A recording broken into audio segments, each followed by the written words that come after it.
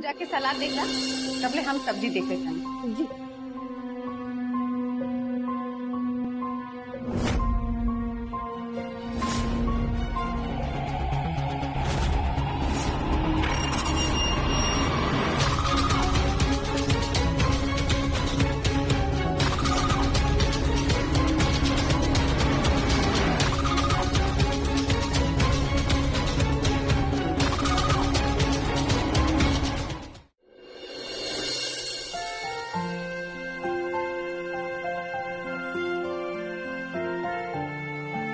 हो गई माँ आपके पूरा श्रृंगार, बहुत सुंदर लगा था।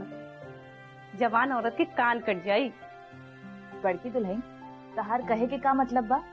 अब हमरा काजल के कारा टीका लगावे पड़ी। माँ माँ का भइल मछली दुल्हन? हमेशा तू ऐसे पतंग काहे बनल रहेलू? अब बोला का हो गई? लब बिजुरिया अपन पेट पकड़ के सुतल बिया, उल्टा पुल्टा खा के अपन तबियत खराब कर ले बिया। उफ, काम के समय हेकर ये हाल हो जाला। अब के करी काम जब मीरा आई तो? मछली दुल्हन तू शांत रहा। और वैसे भी बिजली के अलावा ई घर में और 4 गो महिला भी बाड़ी। भुला गई लोका? 3 गो पुतो और एगो सास, सब कुछ हो जाये। तू शांत रहा। जब 3 गो हट्ठा खट्टा पुतो बिया त सास काहे हाथ लगाई? आप राहे दी, हमनी तीनों काफी बानी। हम टेबल सजा देतानी और बड़की दीदी आप ड्रिंक और स्टार्टर की जिम्मेदारी ले ली, जे हम बाहर से ऑर्डर कर ले बानी। और श्यामा की जिम्मेदारी रही किचन से लेके बाहर तक खाना परोसे के। देखा हो गए नो सब कुछ। मछली दुल्हन, बेकार में ही तू इतना परेशान होत रहेलू। लेकिन माध्यम तो आप ही बानी माँ। बड़की दीदी चली, समय नहीं खे, और श्यामा के भी खबर देती। माँ आप भी तैयार होके हाली से नीचे आई, मीरा कौनो समय आवत होगी। और आपके तीनों पतो सब संभाल ली। हाँ बस बैठल रही महारानी की तरह।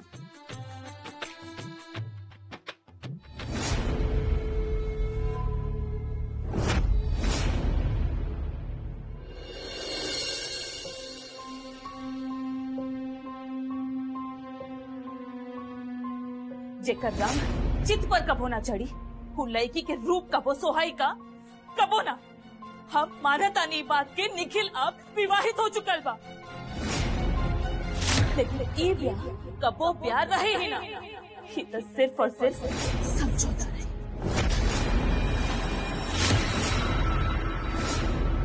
श्यामा, श्यामा,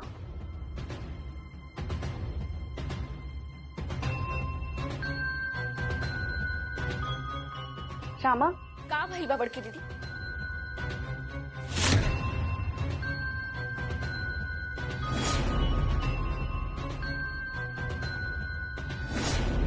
श्यामा, समस्या हो गई बा। अरे वाह श्यामा, हमरा तो बुझात रहे कि आज सारा महफिल हम ही लूट ले जाए, लेकिन तू तो हमरा से एक कदम आगे निकल लू। कमाल के सुंदर दिखा तारू। साचो 7%। वैसे भी जेकर रंग साक्षात शाम वाला, वो कबो खराब हो सकेला का? हाँ लेकिन अभी एक खराबी तो आ गई। खराबी माने? माने की अभी हमनी तीनों के जिम्मा बात 4 आदमी के काम। बिजली तो अपन तबियत खराब कर ले बिया। हे कृष्णा, का भाई अभी तो ठीक रहली। होकर छोड़ा, उतनो कोनो चिंता के बात नहीं खे। चिंता के बात तो अभी ई बा कि भात और एक्स्ट्रा तरकारी अभी चूल्ही के मुंह भी नहीं खे देखले का। लेकिन अब तो समय भी नहीं खे। अब समय पर ही बिजली के तबियत खराब हो गई तो बोला का करी। अच्छा अभी हो जाए सब। हम आवत तनी गहना पहन ली। हाँ श्यामा, अब गहना रहेदा, पहले खाना देख ला। गहना के चमक से आँख की तृप्ति मिलेला, पेट के ना। कोनो समय खबर मिलत होगी कि मीरा आ गेली।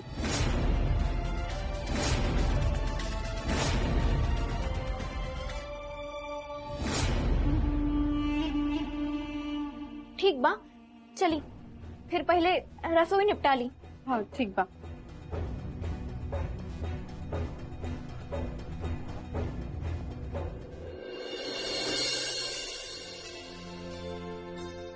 श्यामा, इतना झांस आ मनमोहक सुगंध। ई फॉर्च्यून कच्ची घानी तेल बा बड़की दीदी, बेहतरीन किस्म के सरसों से बनल तेल, शुद्धता की ऐसी मिसाल कि आम के अचार चली सालों साल। एकदम अद्भुत श्यामा।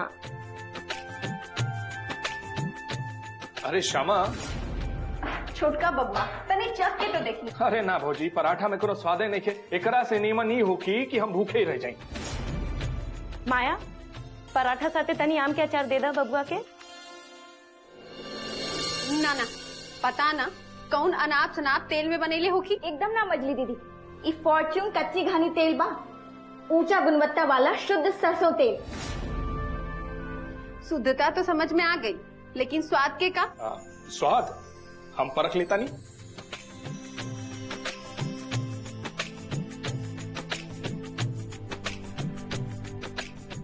अरे वाह, ये तो एकदम माई के हाथ का अचार लगा था।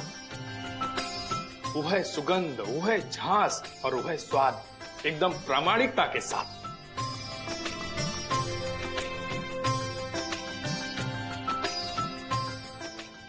अब पराठा भाई जल्दी। श्यामा, अब आज से ही घर में सिर्फ और सिर्फ फॉर्च्यून कच्ची घानी सरसों तेल ही इस्तेमाल होगी। जी बिल्कुल मछली दीदी। अब चली, बहुत काम बा। अच्छा हमो चली। श्यामा, और ढेर सारा बना के रखिया। श्यामा, तेल तनी और डाला।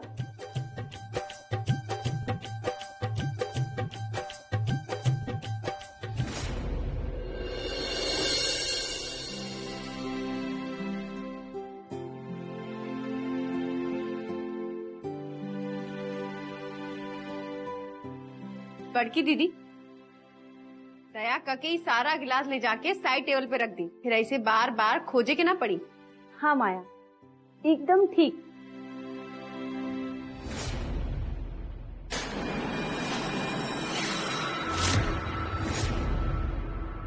श्यामा, तू जाके सलाद देख ला, तबले हम सब्जी देख लेता नहीं। जी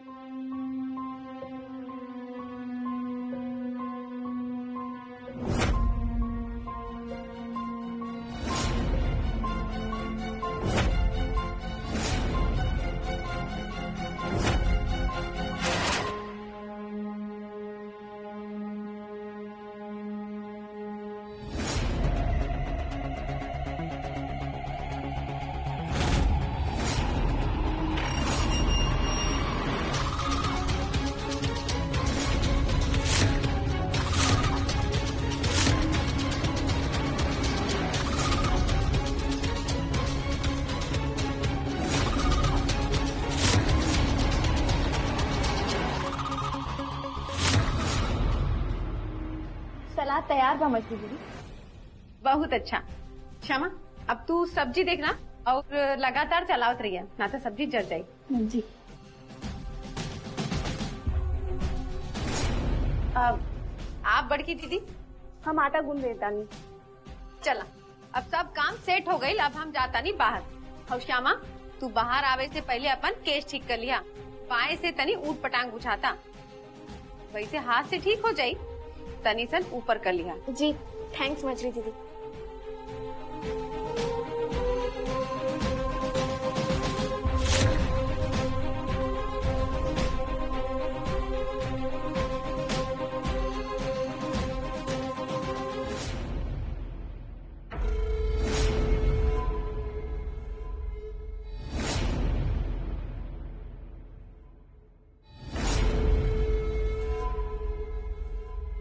के कहले कि मछली दीदी बदमाश पाड़ी, ऐसन बड़ बहिनता भाग्य से मिलेली। अब अगर केहू से कह दी कि ई बिया ई घर की नौकरानी, तक कौनो रत्ती भर संदेह ना करी।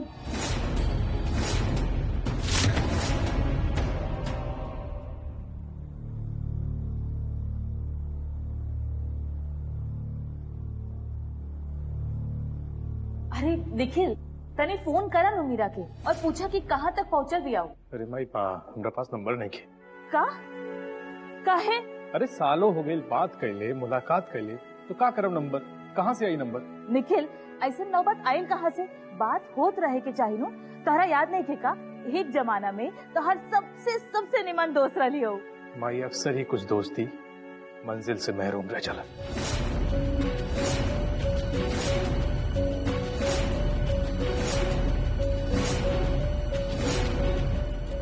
अच्छा निखिल, मीरा का बिया भल की ना हो? अरे भैया ओकर नाम छोड़ के हमरा के कुछ नहीं के मालूम। लेकिन हमरा मालूम बा कि अभी ले ओकर हाथ और मांग दोनों सुना बा।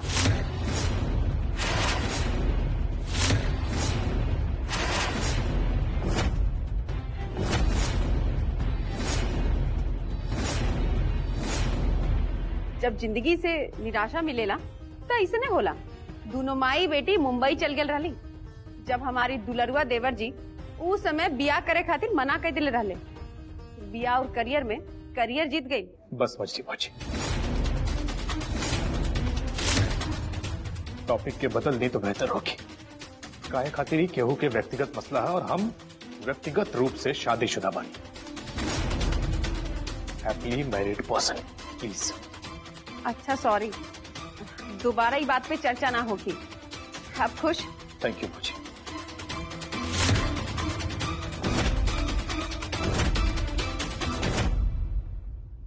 बड़की भौजी, श्यामा कहाँ भी है?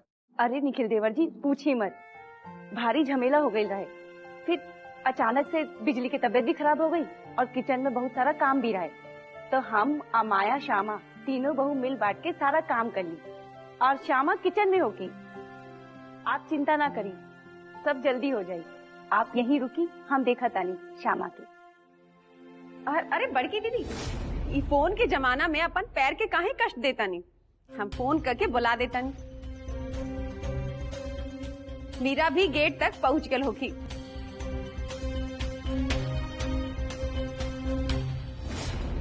माँ धैर्य रखी, आ जाइए आपके मेहमान मीरा।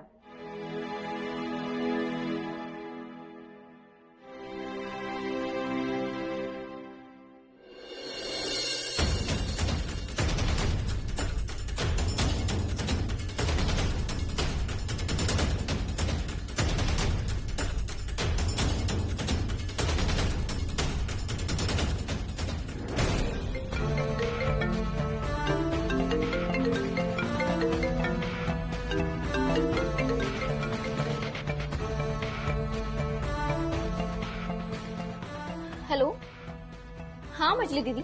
कहाँ ले पहुंचल तैयारी श्यामा? बस मात्र 1 मिनट के काम बा मछली दीदी, फिर तैयार होके आवतनी हम हॉल में। अभी तैयारी के मारा गोली। हाँ, जैसे ही रहलू वैसे ही ठीक लागत रहलू तू। अब हाली से आवा, मीरा भी आ गई पिया। ऐसे ही लेकिन किंतु परंतु खातिर समय नहीं थे श्यामा। 10 बार पूछ चुकल बाड़े तहार दुल्हा। बुझाता कि मुंह पर तहरे नाम चिपक गई बा।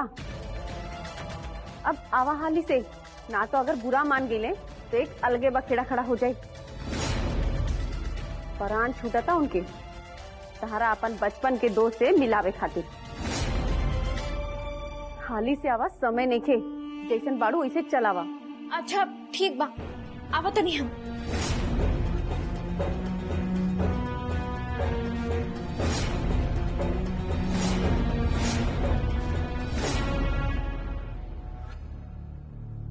बाबूजी, हम कहता नहीं कि वो जो बात रहे ना। माँ, हम अपन आँख के आराम दी। वो देखी आ गई आपके मेहमान।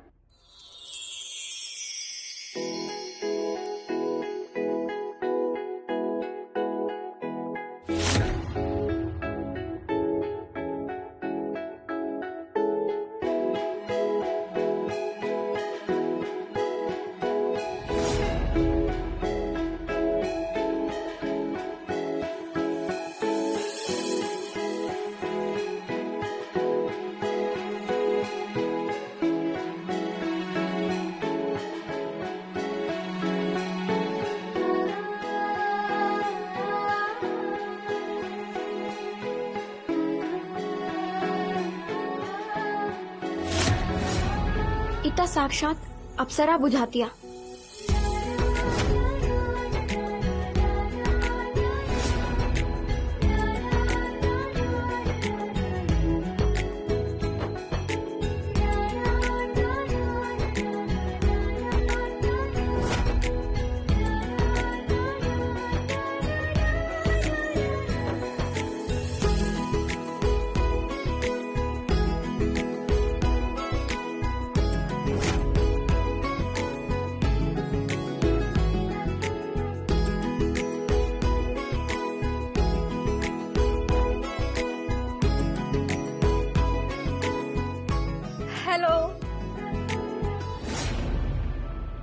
के बच्ची, ये बिहार बा, नमस्ते कहाँ बा? जल्दी से नमस्ते करा। आंटी, अबे अमेरिका रिटर्न के नमस्ते वमस्ते कहाँ समझ में आवेला? छोट छोट शब्द से काम चल जाला हमनी के।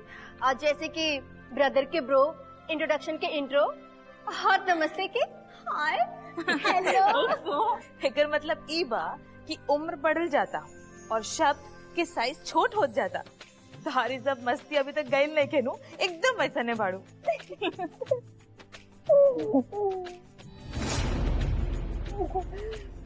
हेलो राजीव भैया। नमस्ते, बुलाए गेलू फिर से? सॉरी। मानसी दी। हेलो मीरा। नमस्ते।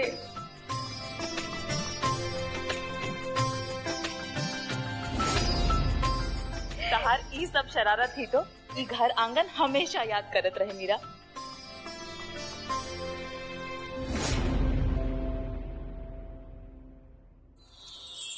नमस्ते आलोक भैया।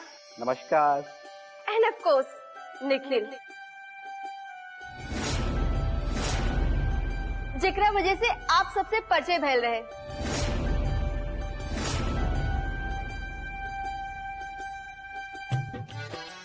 और माया दी, जिनकरा वजह से आप सबसे फिर से भेंट हो गई। तो फाइनली भेंट हो गई तहरा से। इतना साल बाद भी बदलाव के नामो निशान नहीं के। कमाल बा। हाँ, जो वक्त के साथ बदल जाए वो मीरा ना हो सकेली। वैसे आपके बारे में भी हमारी यह राय बा माया दी।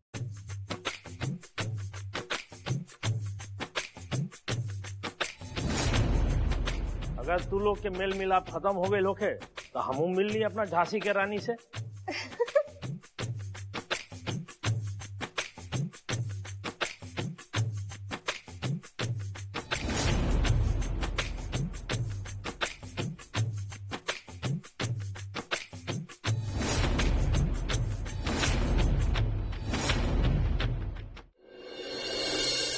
जय हो महाराणा प्रताप की।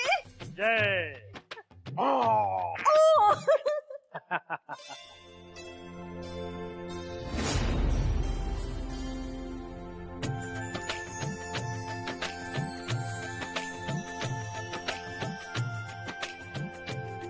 राजीव भैया, कैसे माने राजीव भैया आप?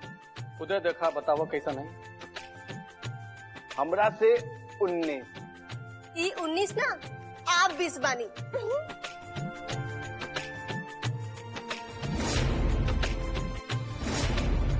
पेट निकल के हाड़ी भला, हमरा से 19। तो नहीं, हमार फिटनेस देखा मीरा, देखा? ना, सबसे पहले हमके दीदी के देखे दी। उम्र भी आपके देख के धोखा खा जाए बड़की दीदी। आज भी चेहरा पर उहे चमक बा। कौने चक्की के आटा खा लू जाने मन। मीरा,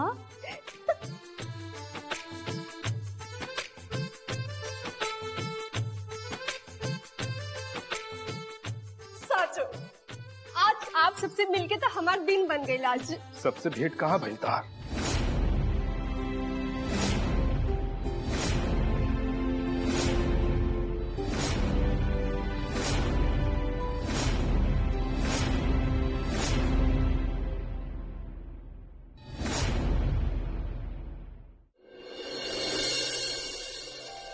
कुछ लोग तो मुलाकात के लायक के ना होला, फिर ऐसे लोग से मिलके का लाभ, जेकरा पास इतना साल में मिले के, फोन करे के टाइम ना मिलेला। अच्छा जी, जे लड़की बात न करे के पड़े नंबर बदल लेलस, मुलाकात के डर से शहर बदल लेलस, हाय ना बाय शहर छोड़ के भाग गेलस, और ओकरा के शिकायत बा कि हम फोन न करी। देख लमाई।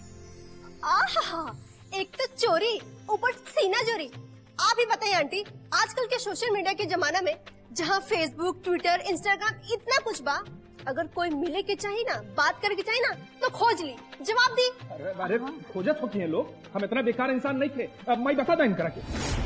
अरे हाँ, 24 घंटा में 44 सेल्फी, और सेल्फी के एडिट के फिल्टर मार के बेसी सुंदर बने के जो तरीका बना, ये ठीक नहीं के। और बार बार जो सोशल मीडिया पे अपलोड कर लो फोटो, एकदम बेकार आदमी के काम बा बस। अच्छा, जनाब की मुंह फोटो खिंचा वाला नहीं खे, तो निमन मुंह वाला से जलन होता।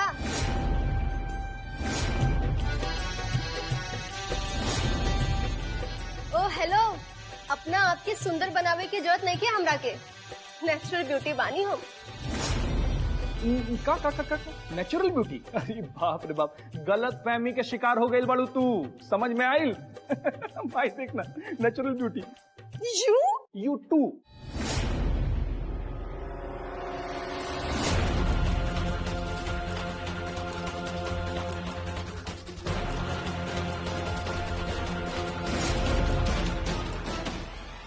माफी मांगना था जान निकाले बाज।